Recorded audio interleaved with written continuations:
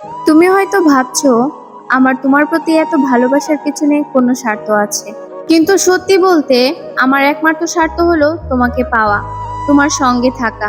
এর বাইরে আমার আর কোনো স্বার্থ নেই।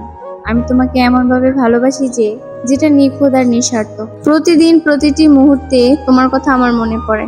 তোমার মুখের হাসি, তোমার কণ্ঠের সুর, তোমার উপস্থিতি আমাকে প্রতিনিয়ত আকর্ষণ করে। আমি বুঝি জীবনের পথ সবসময় মসৃণ হয় না, তবুও আমি তোমার সাথে সেই কঠিন পথগুলো পার হতে প্রস্তুত। আমি কখনোই তোমাকে ভুলতে পারবো না, কারণ তুমি আমার জীবনের সবচেয়ে মূল্যবান অংশ। আমার ভালোবাসা কোনো চুক্তির মতো নয় যেখানে শর্ত বা প্রত্যাশা থাকে। এটা এমন এক অনুভূতি যা একেবারে হৃদয়ের গভীর থেকে উঠে আসে।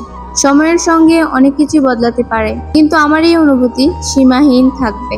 তোমার যদি কখনো মনে হয় আমি তোমার জন্য উপযুক্ত নই, তবুও আমি তোমার সুখ কামনা করি, কারণ তোমার ভালো থাকা আমার জন্য সবচেয়ে গুরুত্বপূর্ণ।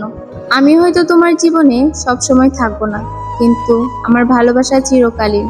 আমার হৃদয় তোমার জন্যই কাঁদে, তোমার জন্যই হাসে। তোমার প্রতি আমার এই অনুভূতি কখনোই মুছে যাবে না। আমি চাই তুমি আমার জীবনের প্রতিটি মুহূর্তে থাকো, কারণ তুমি ছাড়া আমার জীবন অসম্পূর্ণ।